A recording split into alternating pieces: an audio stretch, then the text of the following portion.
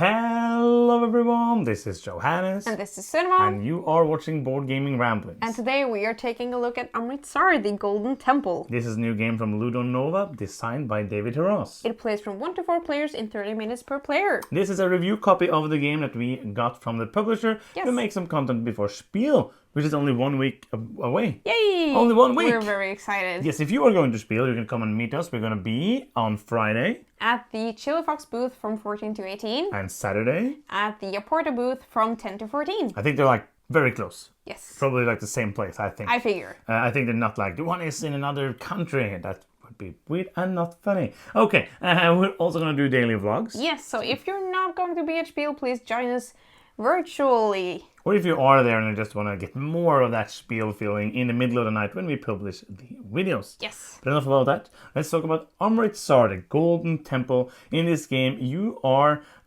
basically trying to donate things to building a temple. Yeah. It's a nice looking temple. In this game, it's only going to be wooden blocks, but in real life, it's a nice really looking temple. You can go online and check pictures of it and see that's a nice place. Maybe I can go there. You can. It's a place in the world. Amritsar is a game about a mancala mechanism. And there's going to be 3 rounds of the game. Each round you're going to have 4 actions. On your turn you can move your little elephant around. You can move it around, so you're going to move it 1 space on your turn. You can move it farther, but then you have to start paying coins for it. And after you have moved your elephant, or let it just stay there, you're going to pick up all of the persons in one of these spaces. Let's say there's 3 people here. I'm going to pick them up, and then it's a mancala mechanism. If you don't know it, I'm going to place 1 here, I'm going to place 1 here, and I'm going to place 1 there. You can pay money to skip a space to end somewhere else if you want to end some different place. And the meeple that you end up placing is going to be your active color. Then you're going to do some actions here. If you choose somewhere which has the same as the active color, you're going to get to do more actions. And also if you do the action where your elephant is, you're going to do more actions as well. What you are going to do is that you are going to upgrade things on your player board, get more spaces for resources, get more upgraded actions so you can follow the other players when they do actions. You will put in these missions that you will score for at the end of the game, and you will move on tracks to get different bonuses, and here will show how much money you have to pay at the end of each round. That is basically the overview we're gonna do. You're also gonna do things to place cubes into this. I'm done with the overview. Here's some more. You're going to place cubes in here, and it's like a pyramid style, so you have to place both of these before you can place the next one, and so on and so forth. You're going to get points for that. You're going to get points for majority in the different areas here at the end of each round, and you're going to score some points for the objectives and stuff like that at the end of the game. And that is basically that. You're going to have a piece that's going to move around here, telling you when the round is over. You're going to pay some taxes, you're going to score some points and do some income, and that's it. You're going to do that 3 times. The player who has the most victory points after 3 rounds and the final scoring is going to be the winner of Amritsar, the Golden Temple. First question, over to you, our art and components correspondent. Here we usually send you out on the street, but today you are here in the studio. I'm live from the studio. Yeah, so over to you. I can report that the artwork and the components in this game exist.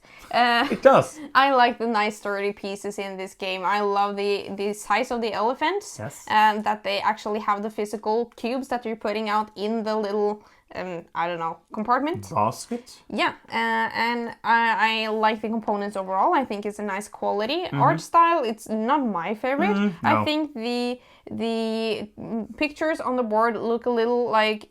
pictures? Yeah, it looks like a little grainy pictures. It's kind of weird. And the temple in itself is a little boring to look at before it fills up with colorful cubes though. But it doesn't look as beautiful temple in real life. No, but everything is very easy to see, like all of the action tiles and all of that. It's not like wow, amazing artwork, but it works and it makes it easy to play the game. Yes. And as I used to say, I love beautiful art, and I would like beautiful art with functionality, but I'd rather had functionality over beautiful art with not any functionality. Day. And the symbology is great in this game, very intuitive. And very, very simple. There is a rulebook.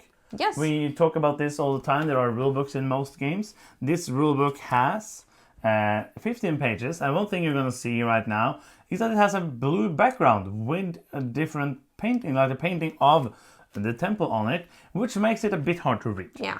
It's not like the best color thing, but it's not as bad in real life. When I opened it the first time, I was like, oh wow, that's not going to be easy to read. But then you start reading it, and it's not too bad. It's not the best laid out rulebook. It's kind of hard to find some information that you're looking for, but most of the time you're not looking for things, and the things you are looking for is what the objectives do that you get in the beginning of the game, and those are easy to find. That's true. Because the rules are very simple. At the end is the solo mode, that's like 1.5 page. So all in all, I would say this is a fine rulebook, not an amazing one, but one that will absolutely help you learn the game, and you can learn the game pretty easy from it. The big question then, over to you, correspondent and hello. Hello. Live from the studio. You are here, Ludonova, as an expert in player aids. Yes, there are no player aids in the game. Nope. That always makes me sad. I want to start a group called PATTP, Player Aid to the People. To the people. Just make player aids. Yes. Simple as that. Can't do it enough. Even though like I never felt like I needed it, some people will. I felt like I needed it. Yeah. Especially the first time. Yes. Yeah. So that is something that always. We will continue Just saying make it until it is in every single game. Every single game. We play the game. Yes. 2 players. You play 2 and 4. Yeah. I play 2, 3, and 4 players. You had to do something called work. To work. Yes. My real job. Looking at in people's real eyes life. and stuff, and that's why you're so good at seeing things in this game as well. But I played at the 3 as well, so we got to play all the player counts. I'm saying that we don't play solos. That's not the one we try to play. How long is the game? It took 90 to 120 minutes. Which is? 2 hours. Yeah, and it's basically what the box says. It says 30 minutes per player. Oh, it does, so we spent a little more with just the 2 of us, but I have AP, so that's... But overall, the games feel a little too long for... Just like overstays its welcome a little bit for me personally. I agree with that. We're going to talk more about that when we get into the review part of the video. It's happening now. Hello! Welcome to the review part of the video. First of all, I like this shared mancala mechanism. Yes. I think this is like a highlight of the game. Yeah. This together with the elephant that you're trying to do, because you want to do more actions, because you only have 12 actions. So you're trying to move your elephant in a way that you can then land there and do an extra action. But where your elephant, this is the only place where you can place these donation cubes and you do the donation action. So it's not always the best thing to always move the elephant. And this is also kind of, it's interaction, but it's not an interaction where I'm like, oh, I think you want to move that blue person, so I'm going to move the blue person. Haha, you can't do it now. Yeah. It's not like that, but it's often somebody does something and that will change up what you can do. Yes. So in a 4-player game, how did you feel? Do you agree with me in this thing I'm going to say right now, which is you can have a plan. Okay, yeah. Bye. You can have a plan, but then it's going to be 3 other people doing their thing before you, and it's not going to be probably the same things you can move around if people move them. So it's more of a tactical thing. Yeah. Where you have a plan, but you have to be able to move around your plan. Yeah, I absolutely agree. And back to player count, I think that makes 4-player a better experience than 2-player because it changes more. And I enjoy that when the game is not that static. So you see that as a positive thing? Yeah. Okay. I think it's fun, like trying to set myself up for multiple options so that no matter what you move, I'm going to be able to do what I want. Yeah. So I think like it's a balance. I think like it makes probably the game a bit longer because you can plan. And many times, okay, I'm thinking, oh yeah, I want to move these 2 here and do that action, move my elephant, and then that changes up, so I need another thing. So most of the time I know kind of what I want to do when my turns comes around. If not, the last player did exactly what I wanted. I had a very quick turn. But I like the elephant a lot because I always enjoy when games give me multiple reasons to do something, and that is I love that aspect of the game, thinking, okay, if I move the elephant there, I get to move on that side of the temple. I want that, but then next turn I have to move it or else I will lose some points. And yeah, the elephant mechanism is interesting because of the way it interacts with the way that you do actions, I think. There's a couple of more points of interaction which I really like. One of them is the fact that you are like competing and racing to try to fill the best spots. Yeah. And also when somebody places like here you get the point and there you get the point. And when somebody places there, the people who got 1 point is going to get 1 more point. Yes. So if you place all of them yourself, that's going to be super good. But if you place 2 of them and somebody comes and places 2, you still get the 2 points. Yeah. So it's kind of like it's not like some games kind of feel like, oh, I don't want to build there because then you get a better spot. You are rewarded for contributing to the foundation making, which I really enjoy. It drives the building of the temples forward. The other thing, which also makes the game longer, I'm unsure. Okay, I haven't thought. Now I'm thinking about this. I'm unsure how much I like it, which is the following of the other players. Yes. Because on your player board, the Mahout actions up here, you can do them when you activate your elephant, or you can do they're linked to a color. So if you do an action and you activate blue, for example, then I can do this blue action, which in this example I put up gives me a resource. Yeah. So how do you feel about that? I like that. As sometimes it can feel very crucial to do that.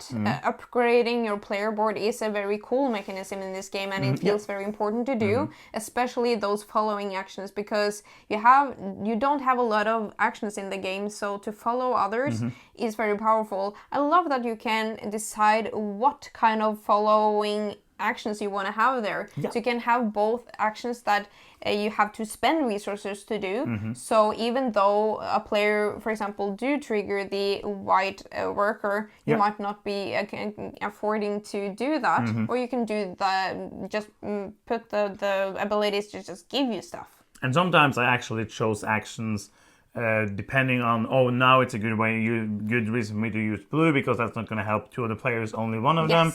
And so I kind of like it, but I also don't like it for the reason that we're going to talk about right now. Because for me, this game feels too long. And I'm not only meaning like in minutes, but in actions. You said like you have few actions, but then again, you kind of don't. Yeah. Because if you do 12 rounds, and each of those rounds you're going to do 2, or most of the time you're trying to match the action with the color. Yeah. The way we played, we always did that. Yeah, 90%, 95%. And then also you want to match your elephant. You don't always do that. So you're going to do 2 to 3 actions each time, which means you're going to do like 24, 30 actions. And then the follow actions. And if you upgrade these earlier in the game, you're probably going to do like 40 actions throughout the game, maybe 50 actions throughout the game. And the thing that happens then is that you kind of get to do everything. Yeah, I don't enjoy that. Many people do enjoy that, I think, but for me, I really like sitting at the end of the game, being like, oh, next time I want to try that, or I didn't get to do that right. I really want to go back and explore this part of the game that I maybe didn't touch as much because there are different strategies to go for in a game. In this game, I feel like I max out on like the tracks. I get to upgrade my whole player board, and I feel like next time I'm going to play this game, I'm just going to do the same again. Not the same, but the same. Yeah, and every time we played, everybody had the possibility to get everything upgraded. And not go like maxing out all the tracks, but depending on like you could. One time I played, I didn't almost go on this at all. One time I went pretty heavy on a couple of them. But you can upgrade everything pretty simply. And I agree with everything you said. Like I felt like after round 2, I was like, oh, we're gonna do that one more time. And I then basically didn't have all that much to do. I was of course trying to get the resources to place here to get the most points, trying to optimize what you can do. But I think we agree on this thing, like these kind of games, that we like games where you sit and like, oh, I needed 2 more turns. Yes. And here it's more like, I needed 4 less turns. Yeah, and I think it's satisfying to do all that stuff, because in this game you're building yourself up to do cooler things because you have more space for resources. You can build in these high points spaces. You get a lot of follow actions, so you do more on your turn towards the end of the game that you do in the beginning of the game. I enjoyed that, but at the same time, I feel like it doesn't leave me hungry for more. I get like it's like an all-you-can-eat buffet. I don't feel that good about myself afterwards. I don't want more food. I have got enough. couple of things which I also think is weird or I don't like. The one thing I don't like, which I also think is weird, is the player order never changes. So, and being first is good, being last is good. In this game where you have majorities, which means that if you, of course, have to set yourself up to it, but the same player is going to be the last player every time. And being lost in this kind of like majority things, you can sneak in something to get the points. And I think it's weird that it's the same player who is the last player every round. Yes, I agree. I don't know the reason for that, but there are no other balance for like being first in turn order and last. So maybe it's a balance. I'm not sure if it's like super good to be first in the game. I don't know. Maybe it is. If you are upgrading your Mahout actions early on, you can follow more people. Yeah, you're gonna probably get a couple more of those. Maybe it's that, but I'm unsure. I don't know. And the other thing is that, which I thought about, I don't know if you thought about it, is the fact that you, in the beginning, you get 4 random objectives. They are not like completely random. You're going to get 1 A, 1 B, 1 C, and 1 D. Yeah. But you can be kind of lucky or unlucky with the objectives that you get. Yeah, I didn't see that as an issue. No. But... Okay, yeah. But I don't know. Sometimes I feel like some of them are easier to go for than others, but I feel that in other games as well. Yeah, and I agree with what you said. Like, the variability of this game feels kind of low. Yeah. Even though you are placing these around. The last time I played, when you didn't play, there were 2 players, something ended up with like being pretty weird and different. Oh, yeah. But it didn't feel very different anyway, so it still felt like, oh, but now I want to get this, and now I want to get the resources moving up there, moving around, placing the resources up, upgrading my board. You're kind of doing the same, but different. Yeah. Depending on but this time I want to be a majority here instead of there. Not going to change the game. I'm just going briefly back to upgrading your player board a little bit, because what I enjoy about upgrading is that you also have to balance the taxes. Yes. Because that is the way that you move up the tax track is taxation track, which means that you have to pay more at the end of the round if you have upgraded a lot, so you have to balance that. If you don't pay up, it's going to cost you a lot of money. If you don't pay up, it's going to cost you a lot of points. Thank you. Well, in this game though, I feel like in some games it's a really like balance if I want to spend my resources and time upgrading, but in this game it feels like a no-brainer. Because it's so good. You need these cubes to place on the temples, and one of the main ways to get cubes is to upgrade. It just is overall super positive. It's an integral part of the whole mechanism. And sometimes in board games you feel like, okay, now I'm done building up, now I need to score points. But I feel like in this game you just want to upgrade everything if you have the possibility. Depending on like some things, if you have an objective, not going to get any points for it, maybe do it the last one if you have enough coins. That is the only thing. And also the upgrades you get, which I really like, the upgrades you get for the warehouse, the resource spaces, also gives you abilities. That kind of changes the game a little bit. But again, it's the same but different, which just changes up a little bit what you're doing. Yes. So wait. Yeah. And who's it for? This is a medium game, I think, and I think if you enjoy games that are a little loose, if you want to have an experience, if you have a plan, you will be able to get most of it done. If you don't enjoy those very tight games, you might enjoy this one. What do you think? No, I agree with you. I think that it's a lighter experience, because like a medium game that's very tight is going to feel heavier and more taxing on your brain than a lighter experience.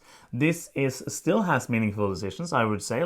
You can play horribly bad and you can play good. So it has meaningful decisions. Everything you do is meaningful, but it's not for you if you love the tight games, or you never have enough, you never have this, you never have that. Oh, I can only do half of the things. Then that's not going to be for you. Yeah. So let's do some final thoughts. Yes. Yes. Before that, if you are still here and you enjoy what we do here on the channel and you haven't done so yet, you can do something that's completely free and it's fun for you and for us, and that is giving us a victory point. Yes, and we get victory points when you click that subscribe button down there. You can also click the bell to get notifications every time we post a new video. Ding, ding, ding. Final thoughts time for Amritsar. You go. Yes, I think it's a fine game, but for me it is like a good game on a pile of other games. I feel like it doesn't stand out to the crowd. I feel like there are new things. I love the mancala that they're trying to use that, and I like how you're planning the actions with your elephant. Moving that around. I enjoy that, but overall it just doesn't make me hungry for more. I'm kind of done with it now. I am not eager to go back for it because I think that there's not a lot more I need to explore in this game. I think it's a all right game, but I think I like my games a little more tight. And so for me, it's going to be a 6. Okay, I'm going to ask you a question. Are you hungry right now? Yes. Because you've been talking about the buffet, about being hungry for more. I like to be hungry. What gave it away? I was like, are you hungry while we're filming this? Yes, so the I answer am. to that is yes. We're going to go and eat some food after this, just so you know, about what we are actual human beings that eat food and do other things like watching the TV, which we don't do. But my final thoughts. Amritsar has a lot of mechanisms that I enjoy. I like most of the mechanisms in this game. I enjoy upgrading my board. I enjoy choosing the abilities I get when I upgrade my board. I enjoy feeling good when you use the blue man exactly when I wanted to use the blue man so that I can use my upgrade. I like moving the elephant around. I like to then try to get the most out of my actions while being the best at doing this, while doing my objectives. I like every single thing that is in this game. There is like almost like, except a couple of things, there's almost not like a single thing here and there taking them out that I do not like. Together, it comes into a package which is okay. Together, all of these really cool things ends up being just a game that feels a little bit too long, which feels like I get to do everything and then a little bit more. It feels like I will do the same kind of thing every time I do it. As I said, there's no like, oh, this time I'm gonna go for this strategy, because the strategy is to get the resources, upgrade the things, move on the tracks, place on the board. And you can go to the market, like there's some nuances here and there. Sell resources to get points, buy resources, there's some nuances, but all in all I'm doing the same thing every time. So I think the game is fun. But I agree with you, I'm not hungry for more. It's not one that I'm going to seek out to play, probably not the one we're going to keep in the collection. But I enjoyed my time with it. I am going to give it a 6.5. You have played with all 3 player counts. Oh yeah. 2, it's 4, but we player, don't play solo. 3 players is the best. Okay, cool, nice. Because you get the interaction of more than 2 and you get less time than 3. 4. Yeah. So yeah, that's going to be the end. Hope you got something from this video. Let us know what you think about the game, if this might be for you, because people will like it, even though it wasn't the perfect game for us. Yes. And that is the end of this video. I'm Johannes. I'm Sunniva. And you've been watching Board Gaming Ramblings, and bye-bye.